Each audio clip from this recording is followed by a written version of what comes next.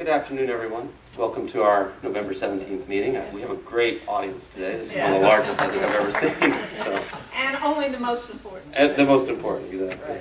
Right. Just a few announcements. I've heard from Judge Williamson's assistant that the State of the District speech will be on the 19th of January. So you want to make sure you're all there for that. And I did get notice of the 41st Annual Alexander L. Pasquet Seminars in Tampa, and that will be February 2nd through the 4th. So it's about a month earlier than usual. And that will be at the Embassy Suites, downtown Tampa. I don't think, are there any other major announcements? Judge I have a few things to say, but we can Okay. do it at the end. I guess I'll have Jerry McHale come up. He wanted to give a treasurer's report as to how the association's doing. I don't think I need to come up. I think everybody can hear me. Okay. Biggest event is our annual event from the Pasquet Dinner, and on that we had $4,700 in revenue, $2,700 in expenses, $2,600 of which were the restaurant. We made $2,000, just a shade over $2,000. And I guess I'd like to thank the Genovese Law Firm, the Martin Law Firm, Henderson Franklin, and myself for $500 contributions as sponsor. That works out to about the $2,000 profit that we had. We have $10,000 cash in bank right now. So today, Greg Champeau is going to discuss two important cases. One is a Florida Supreme Court case dealing with mortgages, and the other is an 11th Circuit case.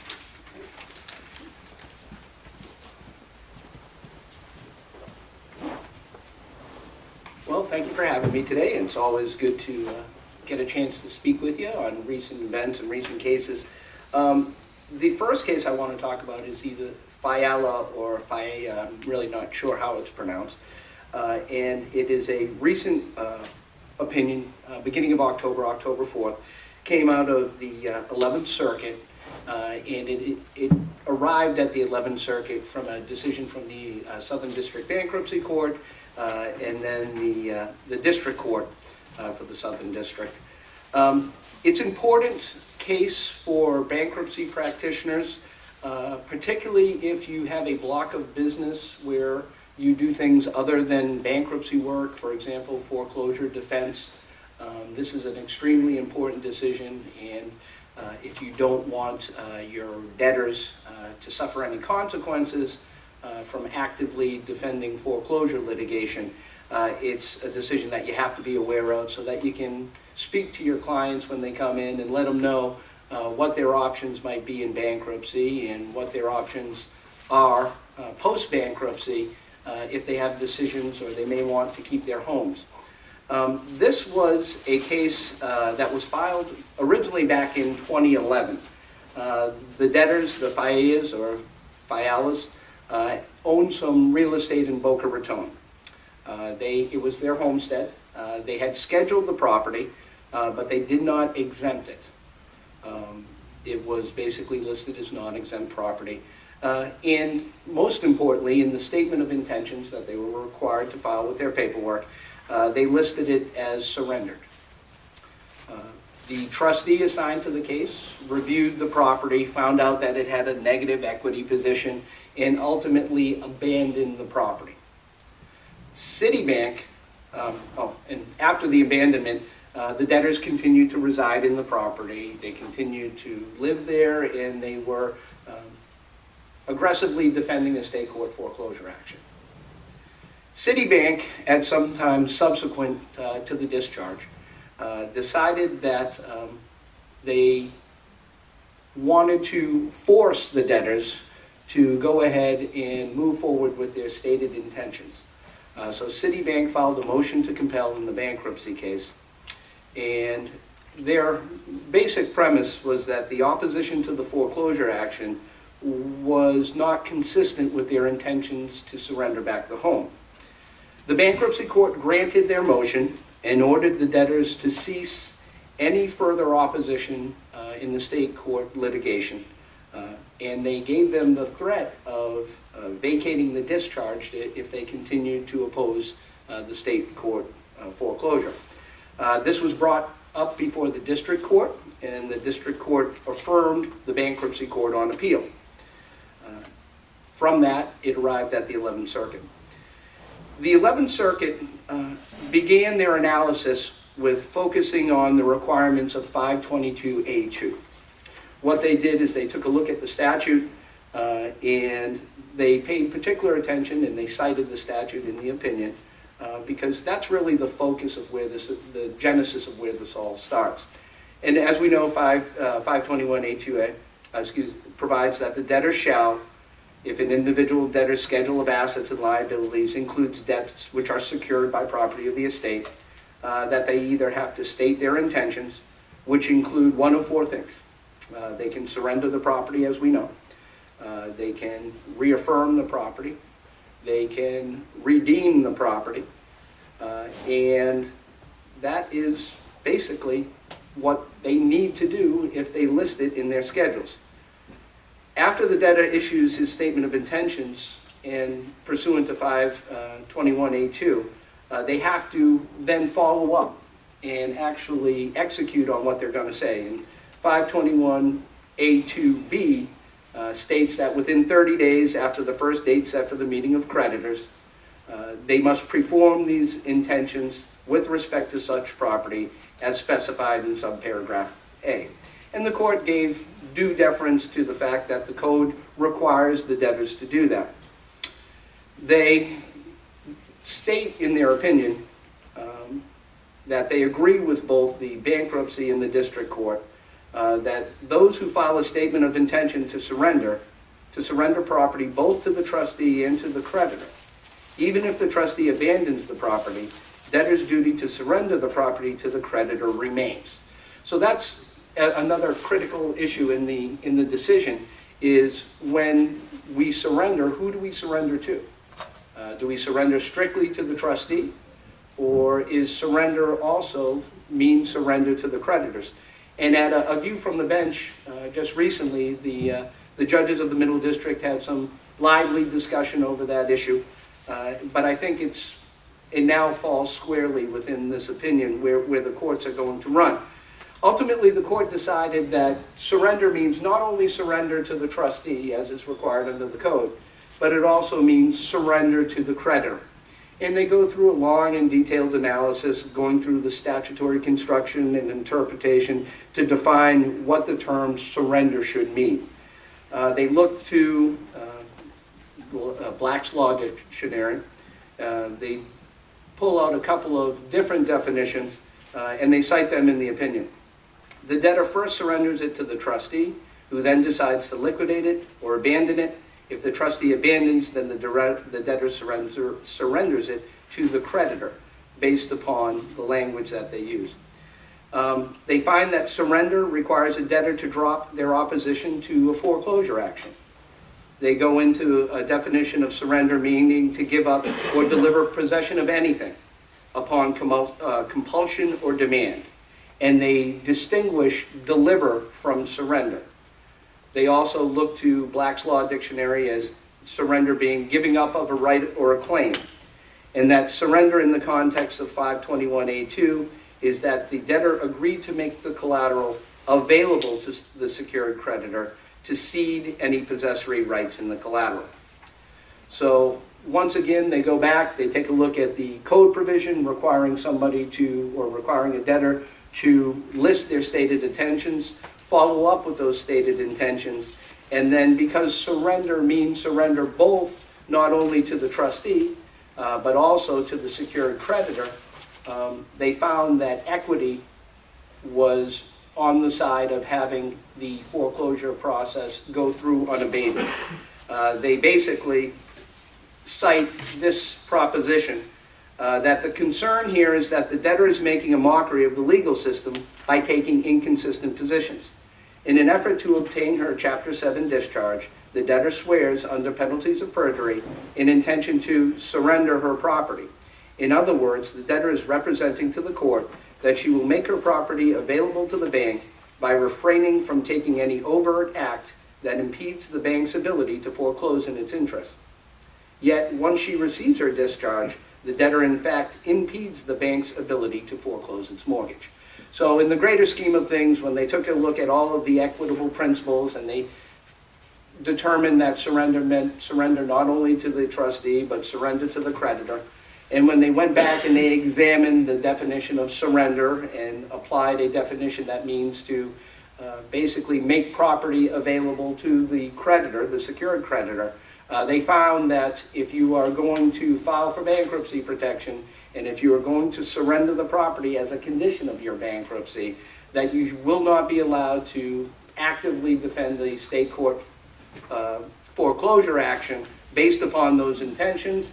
And if you do, the remedy for the court might mean your client losing their discharge. So it's something you want to pay particular attention to. Judge? Greg, as a Yes. practice planner, what should an attorney do, or how should an attorney advise his or her client when the debtor wants to file a Chapter 7, get a discharge, Yep. and defend the state court foreclosure? From my perspective, what I would do in that particular case is I would have them claim it as homestead exempt, and then it's not property of the state any longer. They can go ahead and defend. They're going to get What about a the statement of intentions? at that point in time, what I do, even though it is not one of the options that's listed in the box, I always check and put a continual contractual payment through there, and I've yet to What have a if your secured client credit. doesn't intend to continue contractual payments? Well, and then I would make some type of annotation in there that they are seeking to defend the action in state court. I would make some type of explanation of what their intentions are, and then let the secured creditor decide, I think. And is there room on the form to type something in? Yes, there? you can do that. Yeah, you can do A that. fourth box that says like Other, right, yeah. So be sure to check other. Other, and, disclose to the court what your intentions are going to be. But I think by exempting it, they're going to lose some of the wild card exemption, but if really, I mean, the practicalities are if you're going to stay in the house for another 6, 8, 10 months a year, that usually heavily outweighs the benefit you're going to get from using the extra exemption under the wild And card. do they have to exempt it if there's no equity in the property? Can't they still defend the foreclosure? They check other? Well, I'm always of the mindset They that have to surrender to the trustee. Correct. If the trustee wants to sell the property. unless you claim it as exempt. Right. See, if you claim it as exempt, it kind of takes that Right, take issue that out whole of it. issue away. And I think that's just a better practice, right? It's, just adding to that, it's my understanding that if you do check the other, I want to continue to make payments, it's my understanding there's actually a Florida case out there, I think it's the Florida Supreme Court, where a mortgage company can force you to reaffirm or surrender, and you can't choose the other. They can. There aren't many mortgage companies who know that they can force you to do that, but Florida law says that. I think, and also, I think in bankruptcy court, the Matthews decision says you've got one of, those three choices, redeem, reaffirm, or, Right. I think Redeem that might be refund. as to personal property, but there's a real property one out there Is there? as well, yeah. I haven't run into it, fortunately. Jerry had one, and then Louise, I'll get you in a second. In the event of surrender, does the bank still have a position as upon secured creditors to the extent that it's unsecured, or does the bank also drop out of bankruptcy? Well, I think they would have to file some kind of bifurcated claim. If they believed that a portion of their debt was going to be unsecured and there was going to be some type of an administration, either a disbursement in a 13 or a 7, I think they would be within their rights to file a bifurcated claim and a But that's a big valuation. practice pointer, because they screw it up a lot. That's what, exactly. And I wonder if I call it FIA, it's like. Is it FIA? in Yeah, my mind. okay. I don't know if that's right, but that's how I remember. Looks to right, say yeah. it the same way. I wonder if the decision in that case can be extended to two other areas. And one is the argument that in a Chapter 13, a debtor, and I forget the code section, but can provide for the property to vest in another In a party. third party. Okay, in a third party. So doesn't that support that whole analysis? Because if the debtor is going to surrender to the bank, Mhm. okay, then doesn't that mean that the debtor should be, quote, off title? So it just seems to me that supports that argument. Okay, that's number one. If in fact the debtor doesn't want to own the property anymore. And we had a whole, for a number of years, we had situations where debtors were trying to get out of condos and rental properties and things like that, so that they avoided code Assessments. assessments and HOA assessment, things along those lines. That's number one. And number two, if the debtor truly elects surrender, then isn't there going to be an issue with lenders that continue to send informational statements, and whether that's an FDCPA violation or a violation of the discharge injunction, okay? Because my position in cases that I've handled so far, when the creditor, 5 years after the discharge, the creditor is still sending informational statements, my theory is, depending on the language of the statement, okay, the debtor still has an ownership interest in the property, and the debtor may have elected to surrender, but the creditor has not foreclosed. And if the debtor had a change in circumstance, suddenly had a windfall, won the lottery, got an inheritance, decided, well, I'd like to keep this house that I've been living in for the last 5 years, the debtor might be interested in knowing what the balance is that's due on the mortgage, okay?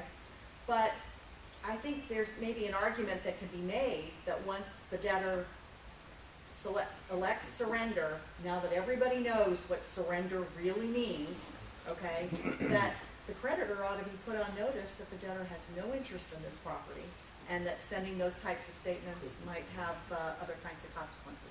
Yeah, and with the first part of your discussion, the vesting provision, I think that you could extrapolate from this case and bring that forward into Chapter 13 practice. And what I would like to see, if the judges are so inclined to do so, is maybe a model plan provision that speaks to that type of vesting in another entity. Well, that's what the other provisions is for. Yeah, and a few people have used that before me and before other judges and have gotten Okay. plans confirmed.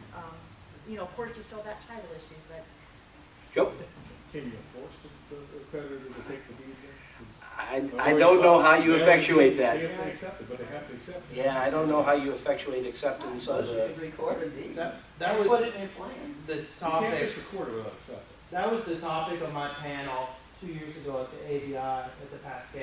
And there are reported decisions in other circuits that say that you can force. Hawaii, I think, has a Hawaii decision. has one. Really? There's some I've nice always circuits. wondered, You have to why go doesn't both somebody form an LLC, abandoned Yeah. property or surrendered property LLC, Right. okay, and just accept deeds? There are people who are trying to get loans out there, the property's in their name vacant, completely Right, destroyed. and they have no interest in No it. way to get out of their names, Right. they can't get a loan because, Right. and that's the solution I've told people, I don't know if it works. Yeah. That's one solution. Well, they're off title. Yeah, to get them all titled for Right. loan purposes. Right. Jonathan? So Greg, going forward, Mhm. some of us may have some cases where they've been defended. Mm-hmm. Most bankruptcy attorneys don't do the defense work. They have another. So is there any, given that decision, is there anything that has to be done, do you think?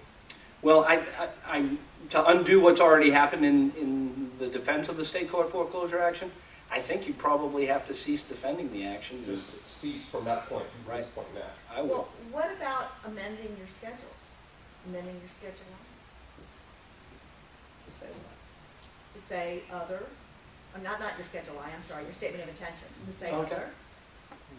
Yeah, you could do that. And I think it was Judge Hyman also who at the view from the bench had suggested that, what if you have the situation where the debtor has a legitimate defense, not the Standing. It's the standing standing defense stuff, that yeah. is not getting any traction Right.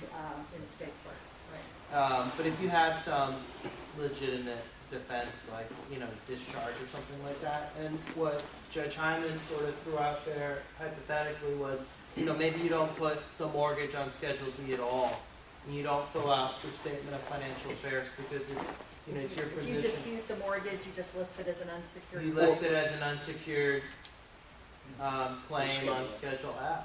Or they also brought up the fact that you always have the ability to file an adversary proceeding to determine the extent, validity, and priority. That's right, I think there's Judge Hyman suggested that, that you could file that adversary in the bankruptcy court. Sure, There's no absolutely. defense there. Absolutely.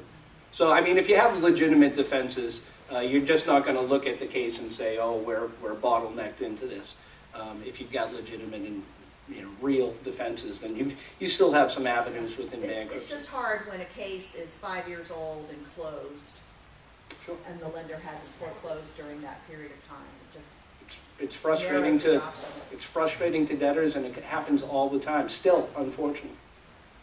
The second decision that I wanted to just speak briefly on, and I'm sure many of you have heard of this, and particularly those who do some state court foreclosure defenses. The Bartram decision that was issued by the Supreme Court just recently, November 3rd. And really the issue in Bartram relates to the ability of a mortgage company to file successive foreclosure actions. And really the issue was when a mortgage foreclosure action is involuntarily dismissed, either with or without prejudice, the effect of the involuntary dismissal is revocation of the acceleration clause, which then reinstates the mortgagor's right to continue to make payments under the note and the right of the mortgage to seek acceleration for future defaults. So if there was a foreclosure action filed, if for whatever reason there was an involuntary dismissal, that the right to the acceleration was canceled, giving the mortgagor, the homeowner, the ability to reinstate the loan. If the homeowner or debtor continued to make payments, then it's not an issue. It's only when they subsequently default on those payments where the question is to whether the bank can go ahead and reinitiate a subsequent foreclosure action, even though the original time period may have lapsed for them to do so. And the specifics, the facts that relate to this case are pretty telling. Back in 2006, a foreclosure complaint was filed, and it certified that all the conditions precedent to the foreclosure action were met with the complaint. In May of 2011, nearly 5 years later, there was an involuntary dismissal of the case due to the bank's failure to appear for a case management conference. Approximately a year later, the bank tried to reinitiate a foreclosure action, and this was now almost 6 years after the bank had filed its original foreclosure complaint. The debtor, Bartram, sought a DEC action to quiet title to the property, and the trial court granted Mr. Bartram's summary judgment motion and quieted title in Bartram, releasing the bank's lien. The banks then appealed that decision, and it went before the 5th District, and they said, the 5th District, after reviewing the circumstances, said that each default post-acceleration and post the original foreclosure complaint established a new cause of action that could be brought. And they explained, a default occurring after a failed foreclosure attempt creates a new cause of action for statute of limitations purposes, even where the acceleration had been triggered and the first case was dismissed on its merits. And it relied on some of its prior holdings, at least some of the prior district court holdings of Singleton and Capital Bank versus Needle to come to the decision and the ultimate application that even though the original acceleration may now have expired, that if there are going to be continuing defaults going forward, that each of those defaults are going to trigger the bank's ability to accelerate again and to file a new foreclosure. So if procedurally you had some people that were trying to basically say that the acceleration period has run, you're past the statute of limitations now, you can't foreclose on the property, it's mine and you can't get to it, I think the Bartram decision kind of follows in line with many of the state court foreclosure decisions that are kind of swinging, the pendulum swinging in the bank's favor. I think they're really trying to clean out their dockets from cases where they think have maybe not so legitimate defenses to foreclosures. And this is kind of the final piece of the puzzle. It follows in line with Singleton and some of the other decisions from the DCA that say basically the rights remain in the mortgage company, and even if it may appear to be barred by the statute of limitations, it isn't in fact barred. It is a new right to foreclose and a right to accelerate, even though the time periods may have run in a prior foreclosure action. I recommend, if you haven't read it, it's kind of a lengthy opinion, but it goes into a fairly well-reasoned opinion on why they came to the decision. I don't particularly agree with it. I think acceleration clauses are there for a reason, and I think it eviscerates the reason you have acceleration clauses, but it's something that we're going to have to live with. So if you haven't read it, take some time, give it a good reading to, particularly those folks who, like I said, advise clients regarding foreclosure defense. It's something that you need to be aware of, and we will be interested to see where the FIA decision comes out and what spawns from this decision and extends out to maybe Chapter 13 practice and some other different areas of practice. Thank you. First of all, I want to wish everybody in advance a happy Thanksgiving. Hope you all have a good holiday next week. And then everybody's been talking a little bit. I know we had some discussion earlier about the Pasquet seminar. And if you're able to come up, I'd really encourage you to come. There's going to be a hockey event one night. A couple of firms had boxes, and so they donated their boxes. And so you can sign up and go to a hockey game and sit in a box seat, and I'm sure they're going to have food and stuff like that. You still have to pay to go, but that should be really a fun event. And hopefully downtown will turn out to be a good location. The beach, is kind of problematic, especially last year when it was spring break, and there were a lot of spring break people and a lot of spring break traffic. But hopefully downtown should work out to be a good location. So we have a great program, I think, set, and I think y'all would enjoy it. So I hope that you're able to make it. And I think that's about it, unless anybody has any questions on anything going on. No? All right. Well, thank you all. Again, happy Thanksgiving.